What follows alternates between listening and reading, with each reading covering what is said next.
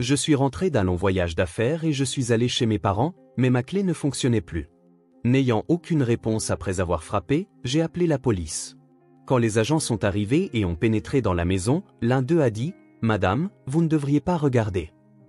Quand j'ai demandé pourquoi, il a répondu « Vos parents sont déjà ». Avant de commencer l'histoire, n'oubliez pas de laisser un like et de vous abonner à la chaîne pour voir plus d'histoires comme celle-ci. Emily Johnson est descendue de l'avion à l'aéroport international OR de Chicago, sentant le sol américain sous ses pieds pour la première fois en 3 mois. Après avoir parcouru l'Europe pour un long voyage d'affaires, l'air de son état natal de l'Ohio lui semblait à la fois nostalgique et d'une certaine manière rafraîchissant. Bien que son travail de consultante en marketing ait été enrichissant, le temps passé loin de sa famille lui avait semblé plus long qu'elle ne l'avait imaginé. Alors qu'elle quittait l'aéroport au volant de sa voiture de location, Emily repensait aux messages de ses parents qui se trouvaient encore sur son téléphone portable. Son père, Robert, restait actif grâce au golf et au jardinage même après sa retraite, tandis que sa mère, Margaret, se consacrait au bénévolat communautaire. Tous deux étaient en bonne santé et actifs. Même pendant son voyage d'affaires, ils s'étaient appelés une fois par semaine pour prendre des nouvelles, et ils attendaient avec impatience les photos qu'Emily leur envoyait. Cependant, c'était avec sa sœur Lisa qu'elle avait été le plus souvent en contact. Lisa était mariée depuis 5 ans à Mike, qui dirigeait une entreprise de construction. Mike était honnête et travailleur, mais ces dernières années, la conjoncture économique avait rendu les contrats de travail instables. Le couple n'ayant pas d'enfants, ils avaient tendance à s'inquiéter pour leur sécurité financière.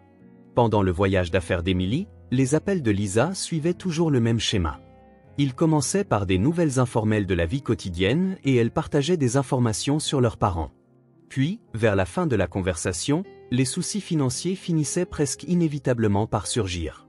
Factures de réparation de voitures, remboursement de prêts immobiliers, problèmes de trésorerie dans l'entreprise de Mike. Emily n'hésitait jamais à fournir toute l'aide qu'elle pouvait. En tant que femme célibataire avec un revenu stable, Emily considérait le soutien financier à sa famille comme une responsabilité naturelle. Ses parents s'inquiétaient également de la situation de sa sœur et de son beau-frère et semblaient soulagés de savoir qu'Emily les aidait. Son père, Robert, exprimait parfois sa gratitude en disant « Lisa et Mike traversent une période difficile, mais c'est un tel soulagement de t'avoir à leur côté. » Pourtant, au fond du cœur d'Emily, il y avait une subtile complexité. Lors des réunions de famille, la situation financière de sa sœur et de son beau-frère avait tendance à dominer les conversations. Sa propre réussite professionnelle et ses expériences à l'étranger recevaient rarement beaucoup d'attention. Bien que ses parents soient fiers de son indépendance, il semblait parfois que leur inquiétude pour Lisa était plus forte. Au cours de la dernière semaine de son voyage d'affaires, Emily avait prévu une visite surprise à ses parents. Elle avait envisagé d'appeler à l'avance, mais son désir de leur faire la surprise l'emporta. Bien que l'anniversaire de son père ne soit que dans 1 mois, elle prévoyait d'apporter 3 mois d'histoire à raconter et un service de table ancien qu'elle avait trouvé en Europe, pensant que sa mère l'adorerait. Elle avait également l'intention de garder le secret vis-à-vis de Lisa. Lisa n'aimait pas les surprises et était du genre à préférer être prévenue à l'avance, mais cette fois, Emily voulait voir uniquement la réaction de ses parents. Elle était sûre que sa mère serait folle de joie et que son père afficherait un visage ravi tout en feignant la gêne. Imaginant une telle scène, Emily se hâta sur la route vers la maison. Alors qu'elle entrait dans le quartier résidentiel de la banlieue, des lieux familiers apparurent les uns après les autres. L'école primaire qu'elle avait fréquentée enfant, le magasin du coin où la famille allait souvent acheter des glaces, la maison de son petit ami du lycée. Tout avait la même apparence calme et paisible que dans ses souvenirs.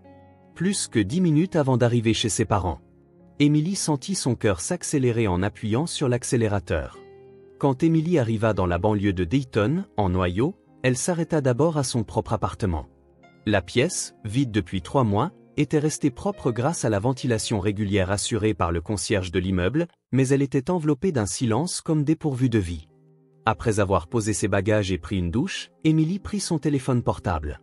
Subissant les effets du décalage horaire, elle pensa qu'il valait mieux établir un premier contact en douceur avant de se rendre chez ses parents. Cependant, lorsqu'elle appela le numéro de Lisa, personne ne répondit. La sonnerie électronique basculant sur la messagerie vocale retentit mécaniquement. Trouvant cela étrange, Emily laissa un bref message. « Lisa, c'est Emily. Je suis rentrée hier. On pourrait se voir tous ensemble ce week-end. Je rappellerai. » Elle essaya ensuite d'appeler chez ses parents, mais tomba également sur le répondeur. La voix calme de son père annonça « Ici Robert et Margaret. Nous ne sommes pas à la maison pour le moment, mais veuillez laisser un message. » Comme c'était un après-midi de semaine, elle pensa qu'ils devaient être sortis tous les deux, et ne s'inquiéta donc pas particulièrement. Le lendemain, toujours aucune réponse de Lisa. Emily essaya de rappeler, mais tomba de nouveau sur la messagerie vocale. Elle tenta d'appeler chez ses parents à plusieurs reprises, avec le même résultat. En vérifiant l'historique de son téléphone, elle réalisa que la dernière fois qu'elle avait parlé à Lisa pendant son voyage d'affaires, c'était il y a une semaine.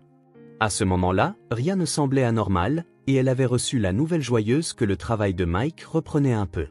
Le matin du 3e jour, alors qu'Emily faisait ses courses dans un supermarché du quartier, elle tomba par hasard sur Madame Collins, une voisine de ses parents. C'était une femme élégante aux cheveux blancs, amie de longue date de sa mère, Margaret. « Emily, bon retour parmi nous. Comment s'est passé ton voyage d'affaires ?» Madame Collins sourit, mais il y avait quelque chose de voilé dans son expression. « Merci. C'était très enrichissant. Au fait, avez-vous vu mes parents récemment ? J'essaie de les appeler, mais je n'arrive pas à les joindre. » L'expression de Madame Collins se crispa un instant.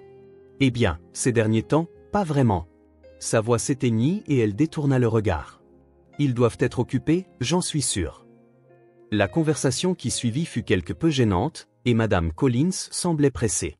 Au moment de se séparer, elle se retourna et dit « Emily, s'il est arrivé quoi que ce soit à tes parents, n'hésite pas à contacter la police. Tu comprends ?»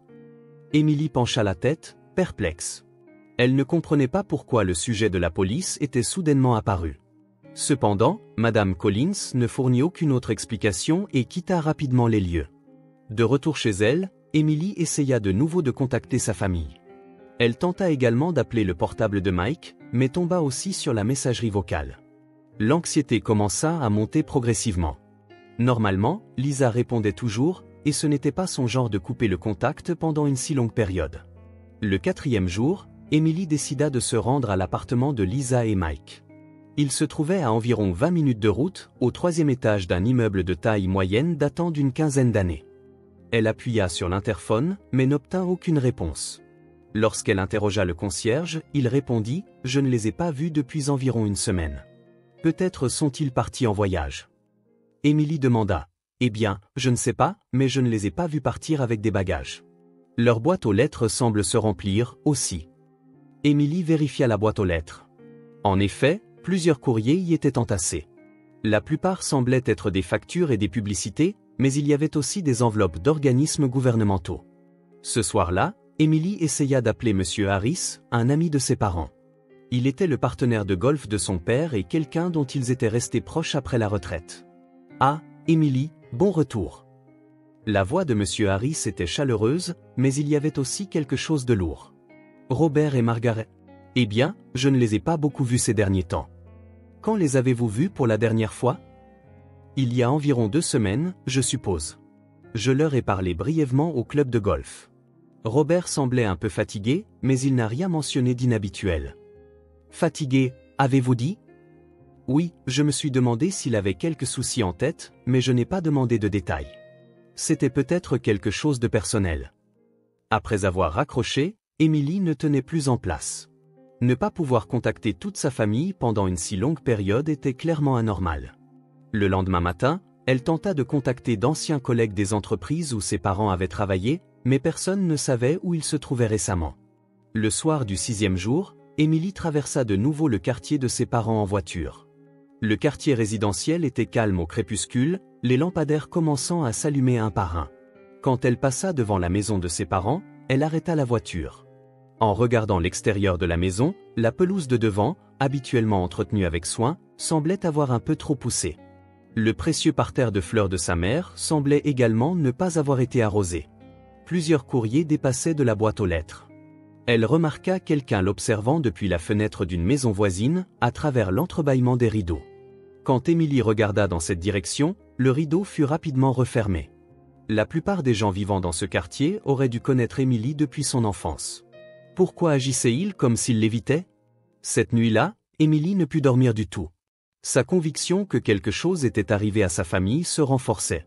Le lendemain matin, elle prit une grande décision. Elle irait directement à la maison de ses parents. Elle s'était retenue jusqu'à présent, mais elle ne pouvait plus attendre. Tout en se préparant, Emily envisagea diverses possibilités. Peut-être que ses parents étaient partis en voyage à l'improviste. Si Lisa et son mari les avaient accompagnés, cela expliquerait pourquoi elle ne pouvait les joindre. Mais alors, pourquoi ne l'avait-il pas prévenu à l'avance, surtout qu'il savait qu'elle revenait de son voyage d'affaires? En démarrant le moteur de sa voiture, Emily sentit un poids dans sa poitrine. L'anticipation et l'anxiété s'entremêlaient de manière complexe, et elle se rendit compte que sa respiration était devenue superficielle. Elle n'avait jamais imaginé que ses retrouvailles avec sa famille après 3 mois prendraient cette forme. Le trajet jusqu'à la maison de ses parents, qui aurait dû être un moment excitant, était différent aujourd'hui. Emily se surprit à appuyer inconsciemment plus fort sur l'accélérateur, poussée par le désir de connaître la vérité le plus rapidement possible. Peu après 10 heures du matin, Emily gara sa voiture devant la maison de ses parents. La maison à 2 étages du 42 Maple Street était le lieu rempli des souvenirs de son enfance. Les murs extérieurs blancs avec un toit gris-bleu et les rosiers que sa mère avait cultivés avec amour décoraient le côté de l'entrée principale. Cependant, ce matin, la scène semblait quelque peu différente de d'habitude. Emily sortit son trousseau de clés de son sac. Ses parents lui avaient donné un double lorsqu'elle avait obtenu son diplôme de fin de lycée. Étant pendant ses études universitaires qu'après avoir commencé à travailler, il l'avait laissé le garder, comme un signe qu'elle pouvait toujours rentrer à la maison. En 35 ans, cette clé n'avait jamais manqué d'ouvrir la porte. Elle inséra la clé dans la poignée de la porte d'entrée et la tourna vers la droite comme d'habitude. Cependant, la clé tournait dans le vide, sans la sensation du déverrouillage de la serrure. Emily pencha la tête et essaya de nouveau. Cette fois, elle tenta de la tourner vers la gauche, mais le résultat fut le même. Il y avait une sensation de quelque chose qui bloquait au fond du trou de la serrure. « C'est étrange », murmura Emily, en essayant d'autres clés de son trousseau. La clé de la porte arrière, la clé du garage.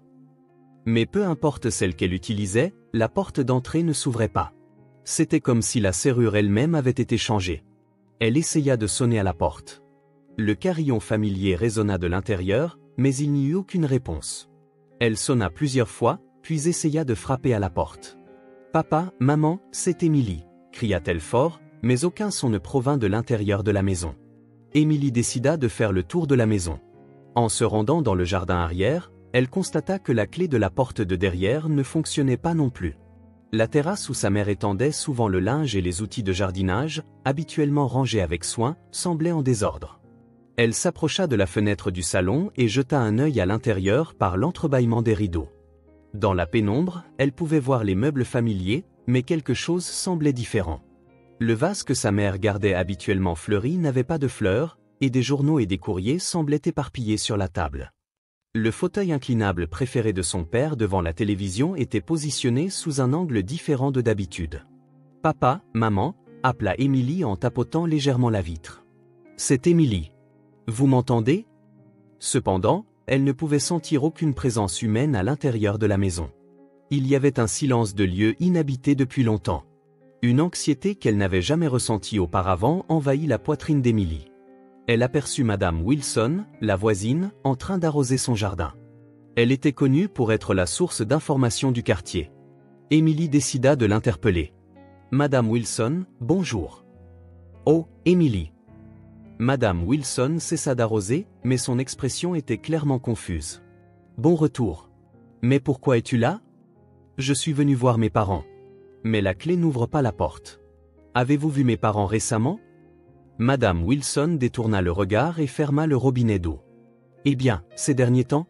Sa voix s'éteignit. « Emily, ne devrais-tu pas contacter la police ?»« La police ? Pourquoi ? Savez-vous quelque chose ?»« Eh bien, Madame Wilson était clairement agitée. « Quoi qu'il en soit, s'il te plaît, consulte la police. Je suis sûr qu'ils s'en occuperont de manière appropriée. » Sur ce, elle se hâta de rentrer chez elle. Emily resta seule, sa confusion et son anxiété s'intensifiant. Pourquoi tout le monde parlait-il de la police ? Pourquoi personne ne voulait-il lui donner de réponse directe ? Prenant son téléphone portable en main, Emily hésita. Appeler la police signifierait reconnaître que quelque chose de grave s'était produit. Cependant, il semblait ne plus y avoir d'autres options. L'opérateur nota calmement la situation et dit qu'ils enverraient une voiture de patrouille. Elle arriverait dans environ 20 minutes. Émilie décida d'attendre dans sa voiture pendant ce temps. Ses mains tremblaient et elle sentait son rythme cardiaque devenir anormalement rapide.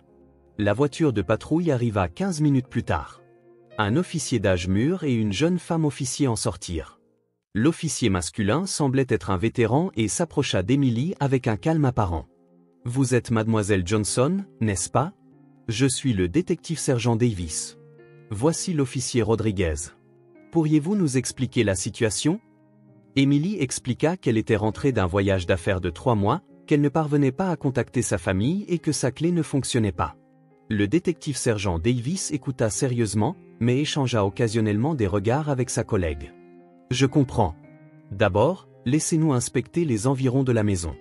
Ensuite, nous prendrons les mesures appropriées pour entrer et regarder à l'intérieur. » Les officiers commencèrent à examiner attentivement les abords de la maison, l'état des fenêtres, l'état des portes, l'apparence du jardin.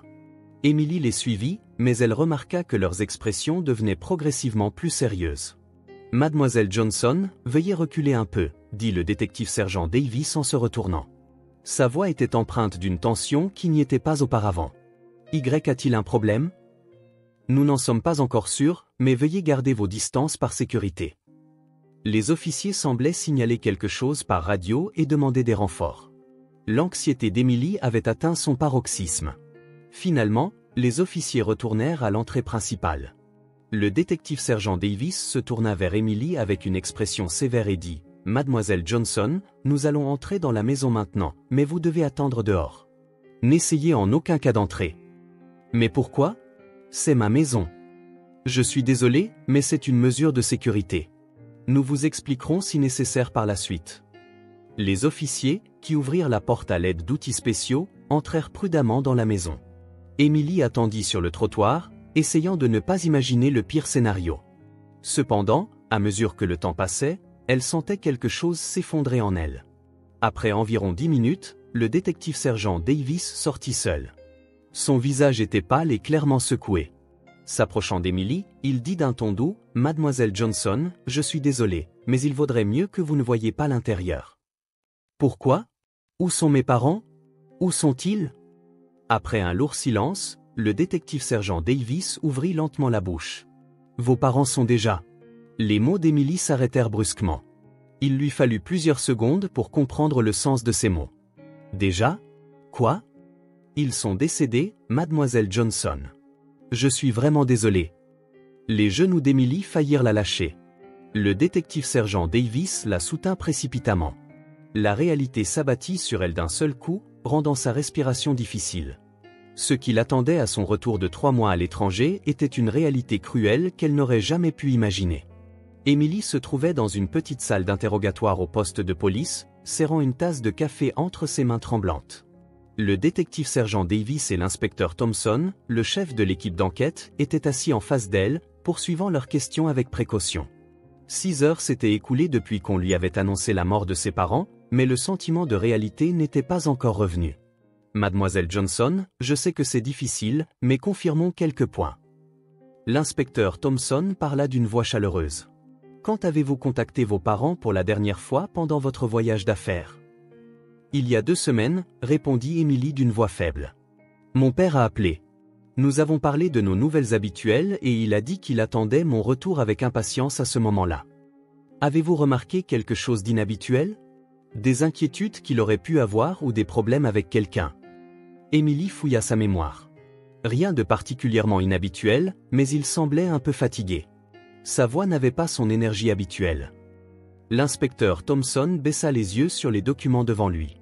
Laissez-moi vous interroger sur votre sœur Lisa et son mari Mike. Y a-t-il eu des problèmes récents entre eux et vos parents ? Des problèmes ? Émilie secoua la tête. Je ne pense pas. Lisa tenait beaucoup à nos parents et Mike était une bonne personne aussi. Des problèmes financiers ? Eh bien, Émilie hésita. Ils avaient un peu de mal. C'est vrai, mais je les aidais et mes parents s'inquiétaient aussi et les soutenaient. L'inspecteur Thompson et le détective-sergent Davis échangèrent un regard.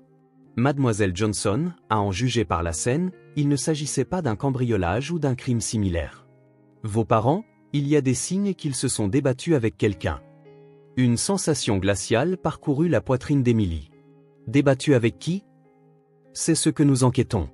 Cependant, il est un fait que nous n'avons pas pu contacter votre sœur et son mari Mike depuis plus d'une semaine. Nous les recherchons actuellement tous les deux. Après la fin de l'interrogatoire, Emily fut autorisée à retourner à la maison de ses parents. Cependant, comme l'enquête sur la scène de crime était en cours, elle ne pouvait pas entrer dans certaines pièces. En entrant dans la maison, une atmosphère lourde, différente de d'habitude, l'enveloppa. Les traces du travail de la police scientifique étaient visibles partout, faisant de sa maison familière un lieu inconnu. Dans le bureau de son père, Emily examinait les tiroirs du bureau. Avec la permission de la police, elle cherchait des documents importants ou des lettres. Au fond du tiroir du bas, elle trouva une petite enveloppe. Sur le devant, il était écrit « Pour Emily » de l'écriture de son père. Les mains tremblantes, elle ouvrit l'enveloppe et y trouva une courte lettre. « Ma chère Emily, si tu lis cette lettre, c'est qu'il nous est arrivé quelque chose. Récemment, les demandes financières de Mike sont devenues intenses. Au début, je voulais les aider, mais les sommes qu'il demande sont devenues anormales. Ta mère a peur. J'ai essayé de consulter Lisa, mais elle semble être sous l'emprise de son mari. Je suis tiraillé à l'idée de contacter la police, mais j'hésite car c'est une affaire de famille. Quand tu reviendras, je crois que tu prendras la bonne décision. Je t'aime, papa. » Après avoir lu la lettre, Emily s'effondra sur place. La peur de son père, l'anxiété de sa mère et l'espoir qu'on lui avait confié. Tout afflua en même temps. Elle contacta précipitamment l'inspecteur Thompson. « J'ai trouvé une lettre. Elle a été écrite par mon père. » 1 heure plus tard, l'équipe d'enquête se réunit à nouveau. La lettre de son père fut traitée comme une preuve importante et l'enquête sur Mike s'intensifia. Les entretiens avec les résidents du quartier furent également renforcés et de nouveaux témoignages commencèrent à émerger. Madame Wilson raconta la vérité qu'elle n'avait pas pu dire auparavant lors de l'interrogatoire de la police. « Il y a 2 semaines, au milieu de la nuit, j'ai entendu Mike crier fort chez Robert. J'ai entendu des mots comme « donne-moi de l'argent » et « je n'en peux plus ». Le lendemain, quand Margaret est sortie faire des courses, j'ai vu qu'elle avait des bleus sur le visage. Un autre voisin témoigna également, j'ai vu Lisa venir seule et se disputer avec sa mère. J'ai entendu des voix dire, et si ta sœur la prend, et je ne peux plus l'arrêter. Au fur et à mesure que l'enquête avançait, la réalité des dettes de Mike devint claire. La récession dans le secteur de la construction n'était qu'une raison de surface. En réalité, il avait d'énormes dettes de jeu. Au départ, il s'en était sorti avec l'aide des parents et d'Emily, mais la dette avait continué à faire boule de neige. Mike a apparemment menacé les parents de préparer une grosse somme d'argent avant le retour de mademoiselle Emily, expliqua l'inspecteur Thompson. Quand vos parents ont refusé, il a apparemment eu recours à la violence. Mais qu'en est-il de Lisa? Ma sœur aimait nos parents, demanda Emily, ne voulant pas y croire. Lisa semblait également intimidée par la violence de son mari. Cependant, elle a finalement coopéré à la dissimulation, à la destruction des preuves sur les lieux, à réduire les voisins au silence, etc. 3 jours plus tard, Mike et Lisa furent arrêtés dans un état voisin. Leur emplacement fut identifié grâce au relevé de cartes de crédit qu'ils avaient utilisé pendant leur fuite. Les deux furent transportés séparément et subirent chacun un interrogatoire. Emily demanda à rencontrer sa sœur, mais son avocat le lui déconseilla. Ils sont actuellement sous enquête et une visite ne serait pas appropriée. Cependant, ce que Lisa révéla lors de son interrogatoire initial dépassa l'imagination d'Emily. Selon le témoignage de Lisa, la violence de Mike avait commencé dès le début de leur mariage. À mesure que ses dettes augmentaient, la violence s'intensifiait et Lisa devint complètement dominée par lui. Les demandes financières à leurs parents étaient également quelque chose que Lisa avait initialement refusé, mais elle finit par coopérer sous les menaces de Mike. La nuit de l'incident, Mike a exigé $1 million des parents, expliqua l'inspecteur Thompson d'un ton lourd. Quand Robert a refusé, Mike est devenu violent. Quand Margaret a essayé d'intervenir, il a fini par leur faire du mal à tous les deux. Et Lisa? Que faisait ma sœur à ce moment-là? Elle a apparemment essayé de l'arrêter au début, mais a été frappée par Mike et n'a pas pu bouger. Après cela, elle a été forcée d'aider à détruire les preuves sur les lieux. Emily était confuse. Sa sœur bien-aimée avait été simultanément impliquée dans la mort de leurs parents. La haine et la sympathie, la colère et la tristesse s'entremêlaient de manière complexe, et elle ne savait pas quoi ressentir. À la suite de l'enquête, Mike serait accusé de meurtre et Lisa de destruction de preuves et de complicité. Cependant, étant donné le jugement selon lequel Lisa était également une victime, une peine relativement légère était attendue. Emily était seule dans la maison de ses parents, relisant encore et encore la lettre de son père. Que son père ait continué à croire en sa famille et à l'aimer jusqu'à la fin, et qu'il lui ait confié de l'espoir. Sentant ce poids, elle ne cessait de pleurer. Dehors, une pluie d'automne avait commencé à tomber. Les souvenirs heureux de cette maison et la tragédie actuelle s'entremêlaient de manière complexe, laissant le cœur d'Emily dans une profonde confusion. 1 an plus tard, Mike fut condamné à la réclusion à perpétuité par le tribunal de district de l'Ohio. Lisa reçut une peine de 5 ans de prison avec sursis. Emily écouta le verdict depuis la tribune des témoins, mais n'arrivait pas à démêler ses émotions complexes. Il y avait à la fois un soulagement que justice ait été rendue et une profonde tristesse d'avoir perdu sa famille. Après la fin du procès, Emily eut une brève rencontre avec Lisa. Sa sœur, qu'elle voyait pour la première fois en 1 an, avait maigri et avait complètement perdu son éclat d'antan. « Emily, je suis désolée, » dit Lisa en larmes. « Je suis vraiment désolée de n'avoir pas pu protéger papa et maman. » Emily ne savait pas quoi répondre. La colère et la sympathie, l'amour et la déception tourbillonnaient dans sa poitrine. « Lisa, tu étais aussi une victime. Mais si j'avais demandé de l'aide plus tôt, si j'avais eu plus de courage. » Les deux s'étreignirent en silence. C'était un moment où elles sentirent à nouveau l'ampleur de ce qui avait été perdu. La liquidation de la succession de ses parents prit plusieurs mois. La petite entreprise de son père, les précieuses antiquités de sa mère et la maison remplie de souvenirs. Emily dut faire face à tout cela seule. Sa relation avec les voisins était également compliquée. Beaucoup de gens commencèrent à l'éviter par culpabilité de connaître la situation mais de ne pas avoir pu aider. En rangeant la maison, Emily trouva le journal de sa mère. Les dernières pages décrivaient la peur de Mike ainsi que l'inquiétude pour Lisa. La phrase « Je prie pour que Lisa soit heureuse. Quand Emily reviendra, elle rassemblera sûrement la famille », fit couler des larmes qui ne voulaient pas s'arrêter. 6 mois plus tard, Emily prit une décision importante. Elle décida de ne pas vendre la maison de ses parents, mais d'y vivre elle-même. Bien qu'il y ait des souvenirs tristes, la maison était remplie de bien plus de souvenirs heureux. En s'occupant du jardin de sa mère et en rangeant le bureau de son père, elle sentit à nouveau l'amour de ses parents. Elle continua à échanger des lettres avec Lisa 1 fois par mois. Sa sœur participait à des programmes de réinsertion sociale et se confrontait à elle-même par le biais de conseils. Les mots « Un jour, je veux vraiment redevenir ta sœur » donnèrent de l'espoir à Emily.